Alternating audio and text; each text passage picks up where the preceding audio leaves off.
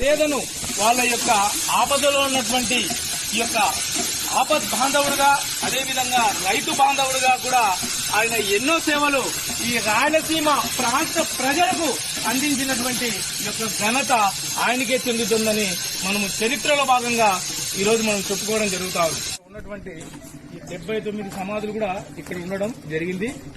ఇవి ప్రాచీనమైనటువంటి పురాతన కట్టడాల్లో కూడా ఇవి ఒక భాగము. అదేవిధంగా ఇక్కడ ప్రత్యేకమైనటువంటి ఒక వ్యక్తి గురించి మనం చెప్పుకోవాలి.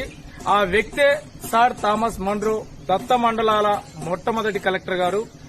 ఈ యొక్క దత్త మండలాలు అంటే కర్నూలు, కడప, అనంతపురం, బళ్ళారి, నాట్ చిత్తూరు. ఆ రోజుల్లో చిత్తూరు మనకి రాయలసీమలోకి వర్తించబడదు. ఆ రోజుల్లో బళ్ళారి మనకి వర్తించబడుతుంది. అదేవిధంగా ఈ యొక్క మన్రో గారి యొక్క సమాధి ఇక్కడ ఉండడం కూడా ఈ యొక్క ప్రాంత ప్రజలు చేసుకున్నటువంటి గొప్ప అదృష్టం అని చెప్పొచ్చు. ఎందుకంటే ఒక రాష్ట్ర గవర్నర్ గా పనిచేసినటువంటి ఘనత మన్రో గారికి ఉంది. మద్రాసు గవర్నర్ జనరల్ గా పనిచేయడం జరిగింది.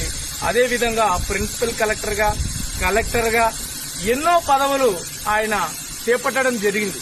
స్వదేశీయుడైనా కూడా భారతదేశానికి వచ్చి భారతదేశాన్ని ఒక పద్ధతిలో తీసుకొచ్చినటువంటి మహా వ్యక్తి సార్ థామస్ మన్రో గారు.